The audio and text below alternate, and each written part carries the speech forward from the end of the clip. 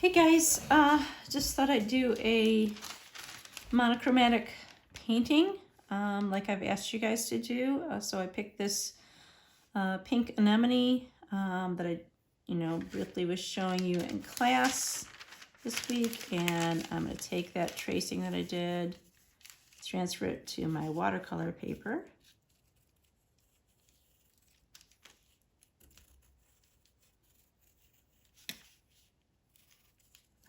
Again, this is why I paint flowers. They're nice and forgiving.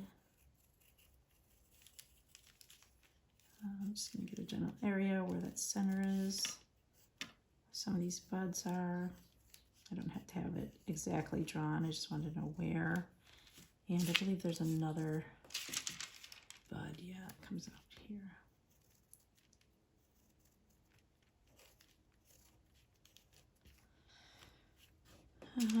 Checking it before I remove it. That looks fine. Okay, so you might not be able to see that. It's pretty light, but yeah, I'm going to go with that. So to do this monochromatic painting, I am going to pick a dark color so that I will have the ability to, well, it's just a little easier to get to see all the values of it. And I think on the side here, I'm going to put my value scale. I think I will use, I'm thinking I'm going to use a blue or a purple. I'm not really sure yet. I might do the Payne's gray. Let's do Payne's gray. That's a color I know you all have, or at least I think a lot of you have, I should say. And I'm just getting a lot of pigment on my brush right now. I'm gonna do a really dark little square right there.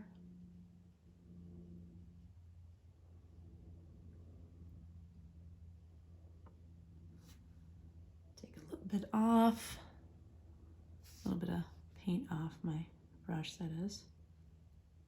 And the next value, that might be too light, but we'll see as we go along. I could always add to it.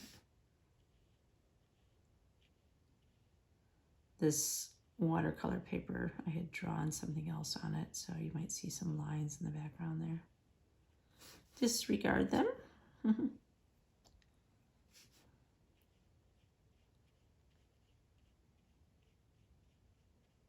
Basically, I'm just maybe wiping a little bit of the water off my brush, paint off my brush, and then adding more water, I should say. Ooh, those are really close.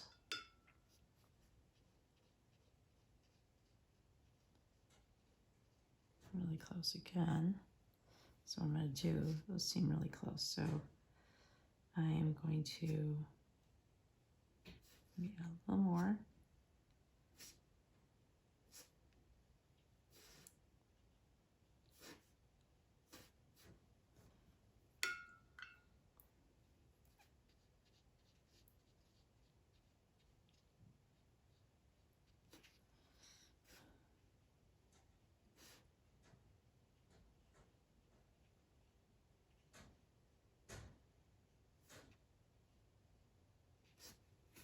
So all very similar. So I gotta make it a little bit darker there. That helps. And maybe a tiny bit darker here.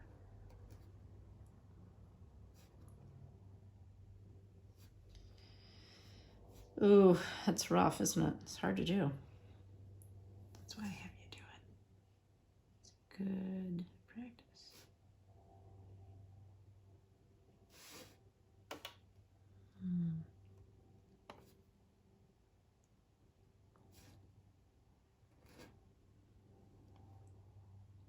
There, I think that made the difference.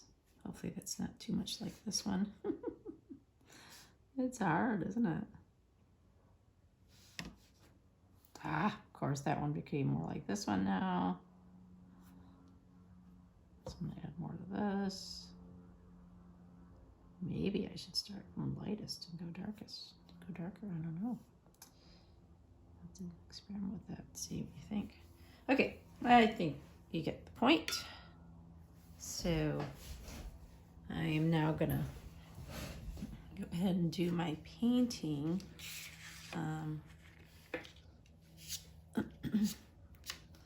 If you remember with watercolor, we try to keep the whites white and start with the lightest color first. Well, I see there's lots of white in this petal here and here. In general, the flower is lighter than the background. So I think what I'm gonna do is I'm gonna do a background first because we were talking about that in class. And I am going to put water all around my flower.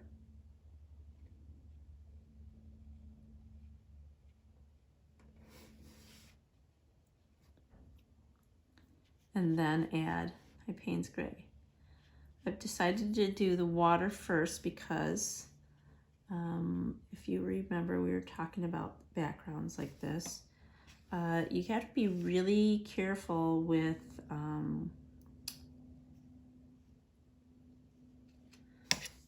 when you're applying a color like Payne's Gray.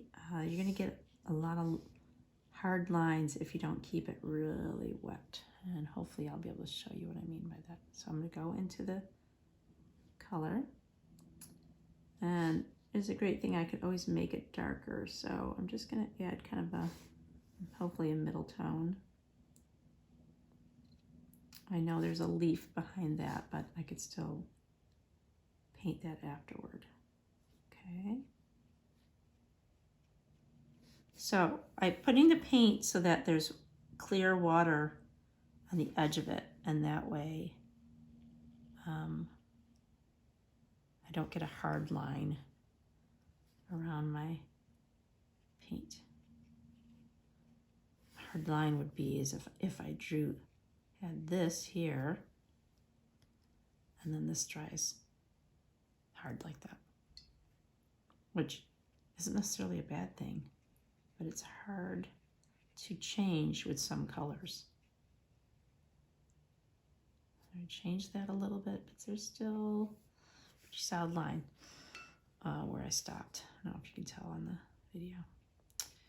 Okay, I'm going to keep going here. My water is not completely clear. I want it to be clear. But of course I have some paint in this side. That's okay. I think I can work with it.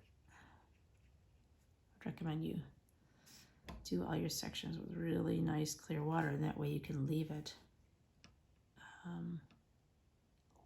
blur out the paint that you apply. Hope that makes sense. Makes sense in my brain, but I can't always get it out. Okay. So you can see I have some big puddles on this paper, which I don't love. So right now I'm just wiping my brush on my rag, coming back, soaking up some of this water. Obviously I want it wet, but I don't want it this soaking wet. Also, interestingly, you can see the different colors that are in Payne's Gray as it dries. It's really darker and then more blue where it's lighter. I just find it's an interesting color. All right, so going back, trying to get the same value all around. It is hard sometimes.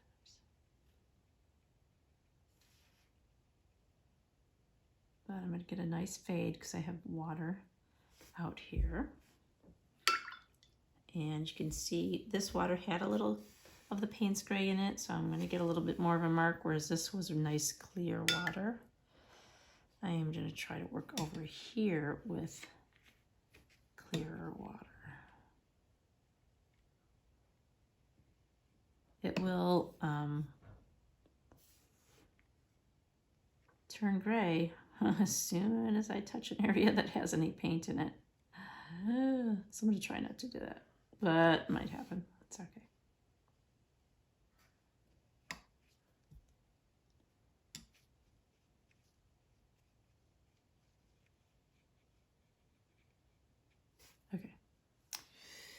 And if I just look at my paper from an angle, I can see that it's wet, where it's wet.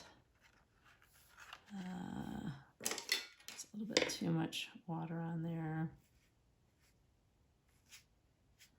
Oh, I just added some lint to my, yikes. Guess that brush had some lint on it. Okay. Adding this. And let go of a little drop there, I guess. Okay.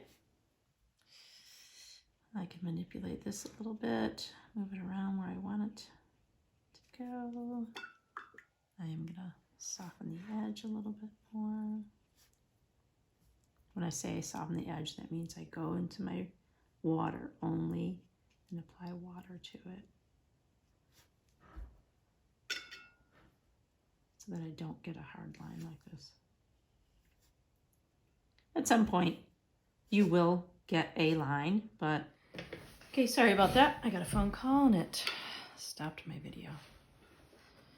All right, and actually while that was happening, this is starting to dry in some places, so you'll see, see, I get to teach you something even by default.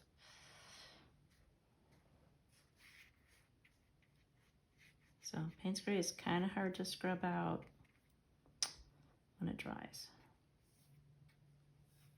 So I'm just adding some water to that, which will make the whole thing have a little more of a watercolory, loose, blurry, I guess, look to it, which I like. Again, my paintings are usually just semi-realistic. That's my new, that's what I'm gonna say. Okay, all right, so that's painting the background. Of course, I could, if I were doing this not monochromatically, if I were doing it with colors, I would, maybe drop in other colors while it was really wet, starting to dry a little bit. The other thing I'd like to do while it's still manipulative,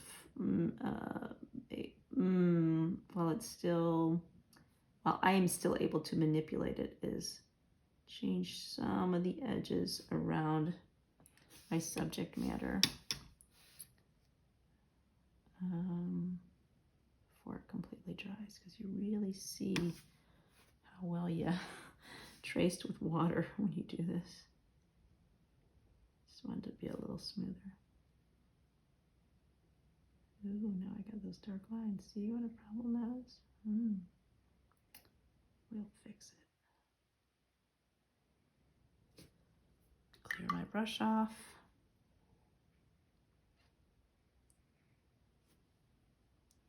Lots of water there, but that's okay.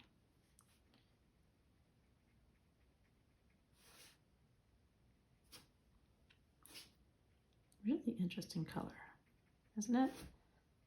Just using one color here. I have so many different shades on my paper. That's okay. Love Payne's gray. It's a really versatile color to have. It makes some nice greens when you mix it with your green, like with sap green. It makes a beautiful shade of green. You can mix it with, I think, like a yellow ochre or burnt sienna to get some darkish blacks, and it's really, really a cool color.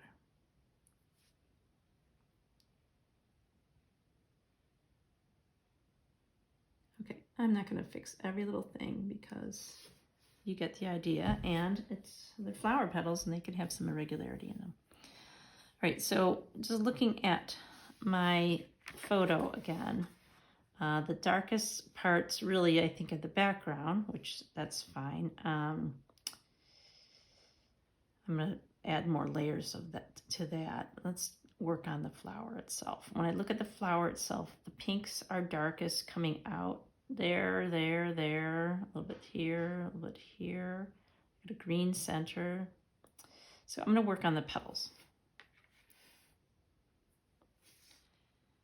And I'm not going to put water down first because I can work on it fast enough to manipulate it. Hopefully. A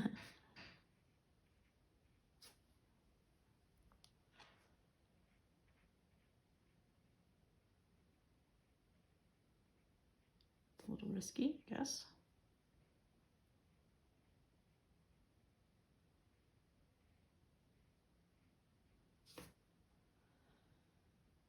I'm not going to do this petal because I don't want things bleeding over, so I'm going to skip this petal and go to this one.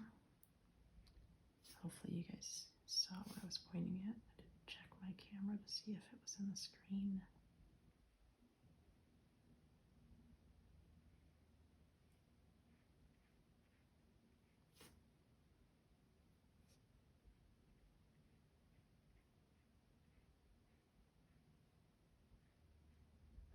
Just trying to get the darker pink that's in there. Just a little bit too much water on my brush. On my paper, I should say. Pulling some of that out.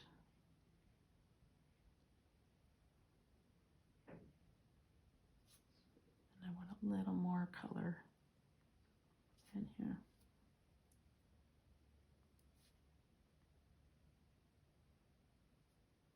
This one is definitely the darkest petal, so I want that one to be a little bit darker.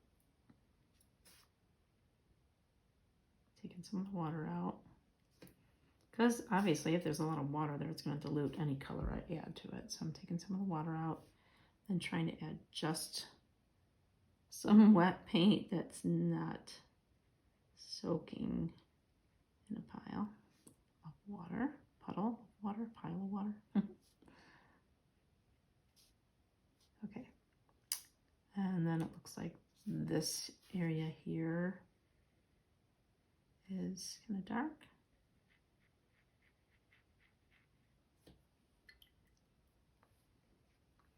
Clean my brush off, get it wet, soften it up a little bit.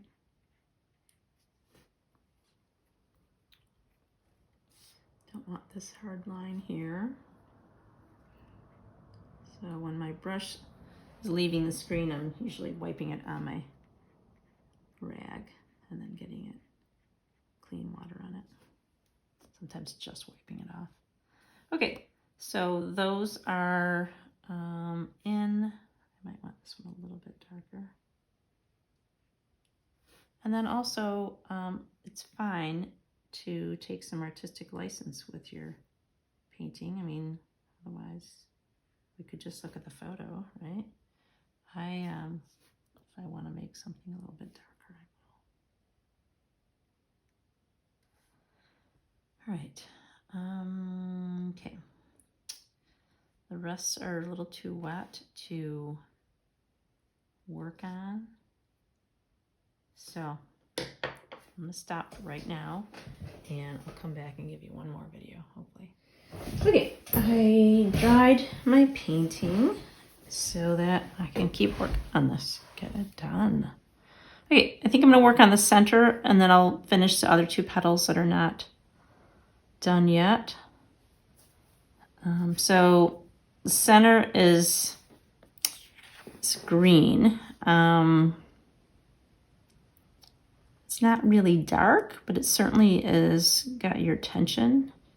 I'd say it's a middle value. If the white is the lightest, maybe the light pink is next, and then maybe the yellow, green,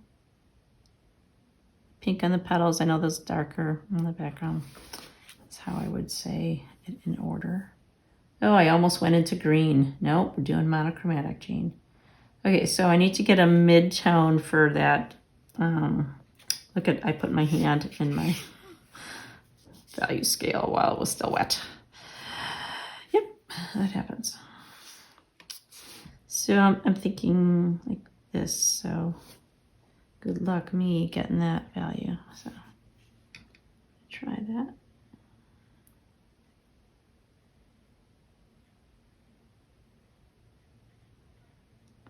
And to make it, you know, a little bit three-dimensional, I'm gonna need to darken an edge of it once it's almost dry. I'm just gonna put that in right now. Very simple. And then I'm gonna work on the other petals. Just see which one. I have my photo upside down, I think. Yeah. All right, this petal has shadow on it. So I'm gonna give it a shadow of that.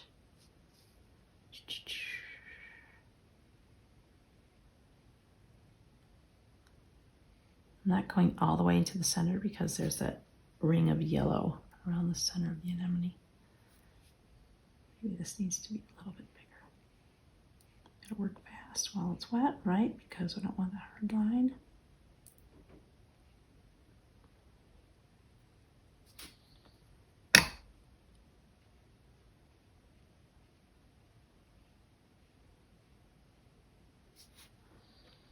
All right, and it's got a little shadow on this side of it also from this petal.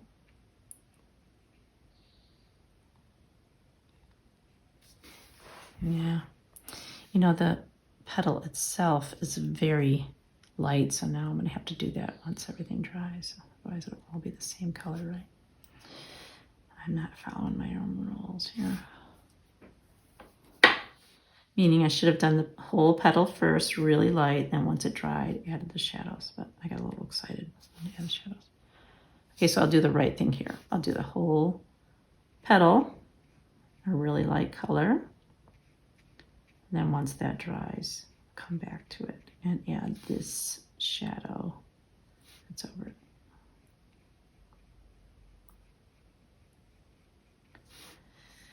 Okay, these are all pretty similar values, so I'm just going to get one layer here. Technically, since we're doing a monochromatic study, I could have done the entire paper with the drawing and all, flower background, all one level of the lightest color, and then built it up from there. Yeah, now I'm gonna have to do a whole new video showing you doing that. I won't, but I could. So I'm just gonna work in these a little bit too. Even though I know it's stained, I want to blend out some of the color that you see there.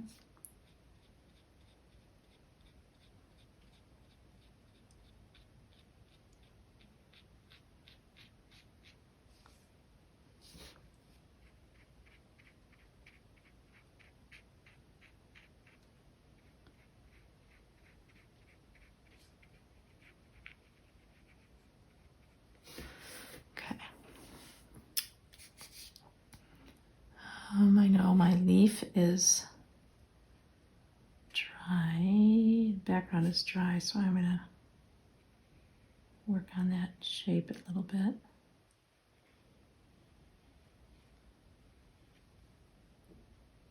does it come out? Over here.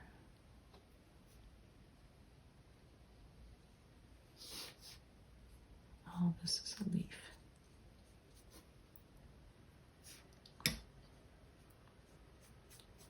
And now I'm feeling like Payne's Gray wasn't a great choice because it does looks like it's two colors so many times. Maybe it's when it's wet or something, I don't know, but it's kind of making me crazy a little bit.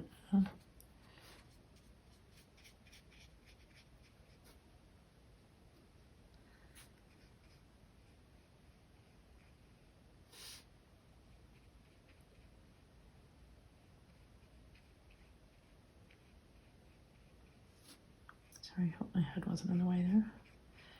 Guess I'll find out. Oh my goodness.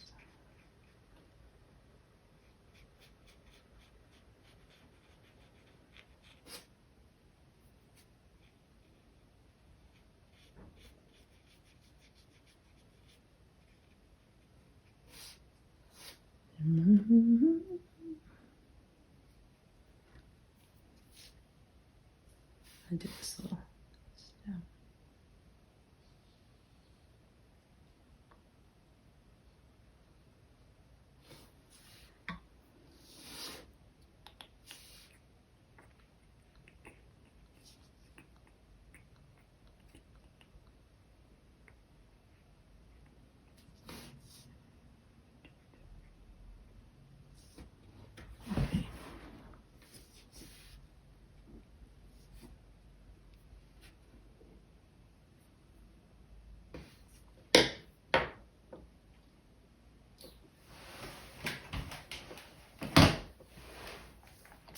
I'm going to dry this real quick.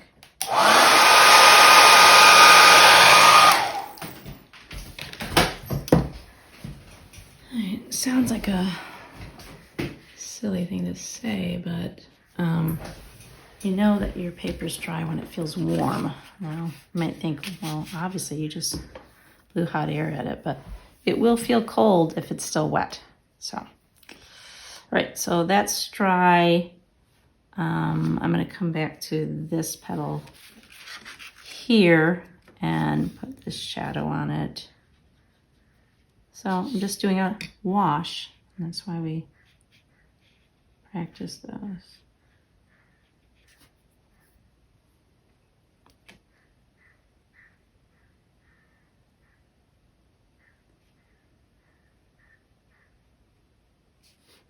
And it's got a little shadow on this side too.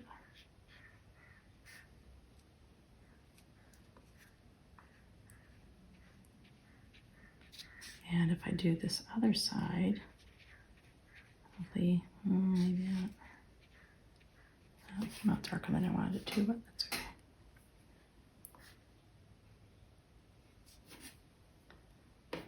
I'm going to lift a little bit of that out. Just using a paper towel. Just pressing it right on there. Okay. Okay. All right. All right. So yellow's a tough one to do. So here's where artistic license comes in. I'm going to make it kind of dark. And I'm just going to make a lacy type of look in the center, around the center. And knowing flowers, I can see that and say, oh, I know what flower has that. Anemone, based on the shape, the way the buds come out. And then I'm also gonna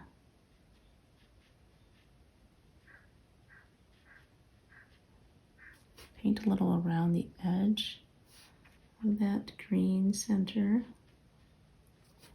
to give it a little more depth. And I don't think I'm going to do much with the buds. I'm just going to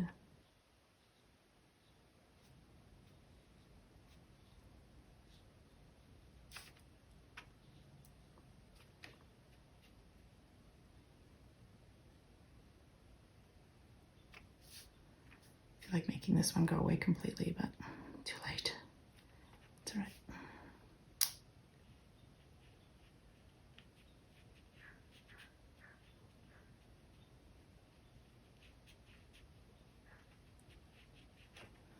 Okay, so really, oh, again, look, I'm looking at it upside down. It's not good to do that. Really just trying to do this loosely and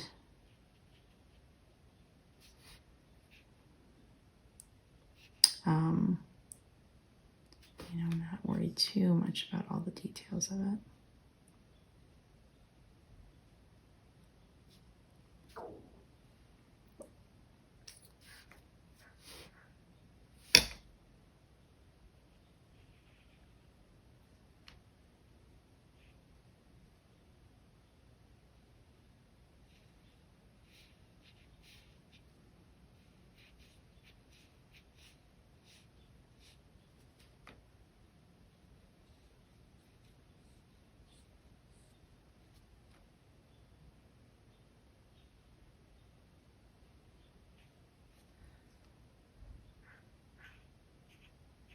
All right, so that is my loosely done. I think that probably if I did it again, I would just ignore that leaf in the background because that looks kind of goofy. It's all right. I could always do some more layers in the background to make some areas dark, etc., and really make this bud pop out, something like that. I would take away the leaf anyway and just have a more suggested background of leaves and maybe have certain areas dark to suggest other leaves, etc.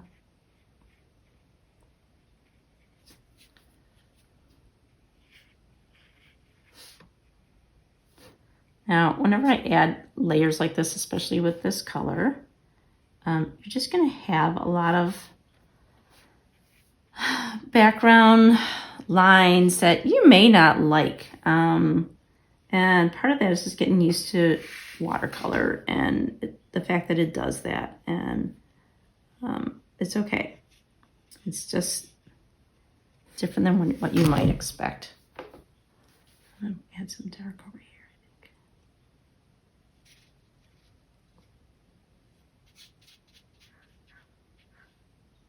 Kind of makes that flower pop when that's darker, don't you think?